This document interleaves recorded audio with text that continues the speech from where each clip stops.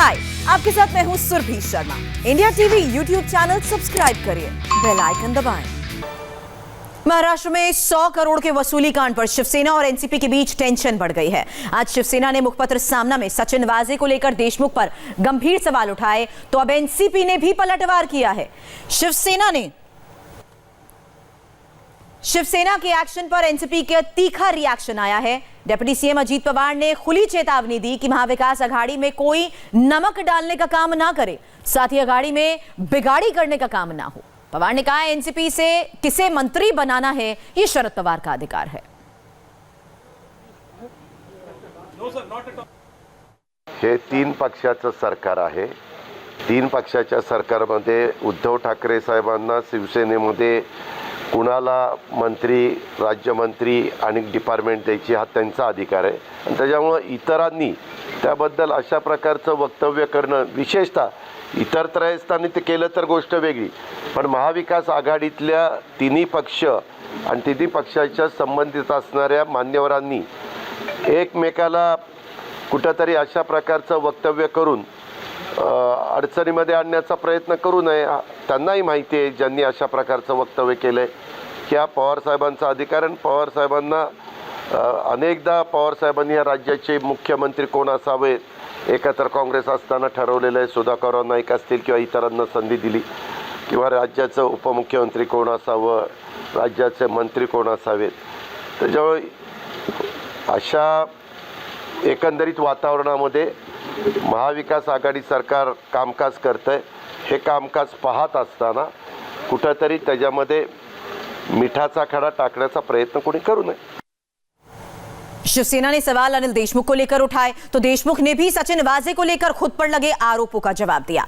अनिल देशमुख ने कहा, उन्होंने कैबिनेट मीटिंग में खुद पर लगे आरोपों की जांच की मांग की थी, साथ ही रिटायर्ड जज से भी जांच की मांग की। उम्मीद है पूरा सच सामने आएगा।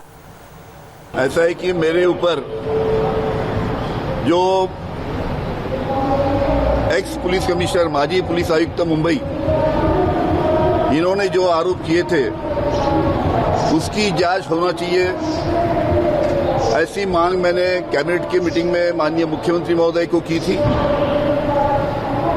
और माननीय मुख्यमंत्री महोदय ने और राज्य शासन ने इस आरोपों की जांच रिटायर्ड हाईकोर्ट जज के द्वारा करने का निर्णय लिया है और उस प्रकार ये आरोपों की जांच होंगी और जो भी सच है वो सामने आएगा। तो वसूली कांड पर जो शिवसेना और एनसीपी अब तक साथ होने का दिखावा कर रहे थे, उसकी रियल पिक्चर अब देश के सामने आने लगी है। देशमुख पर शिवसेना और एनसीपी का टकराव अब खुल गया है। दरअसल शिवसेना ने मुखपत्र सामना में पूछा, मुंबई पुलिस कमिश्नरेट में बैठकर सचिन वाजे करोड़ों की वसूली कर रहा था और गृह मंत्री को इस बारे में जानकारी कैसे नहीं थी। शिवसेना ने यह भी सवाल उठाया, आखिर सचिन वाजे को इतनी असीमित अधिकार किसने दिए।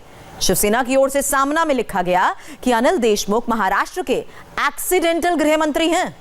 सामना में लिखा है, कुछ महीनों में जो कुछ हुआ उसकी वजह से महाराष्ट्र के चरित्र पर सवाल खड़े किए गए, लेकिन सरकार के पास डैमेज कंट्रोल की कोई योजना नहीं है। ये एक बार फिर नजर आया, जो राष्ट्र अपना चरित्र संभालने को लेकर चौकन्ना नहीं रहता है, वो राष्ट्र करीब करीब खत्म होने जैसा ही है। ऐसा साफ समझ लेना चाहिए।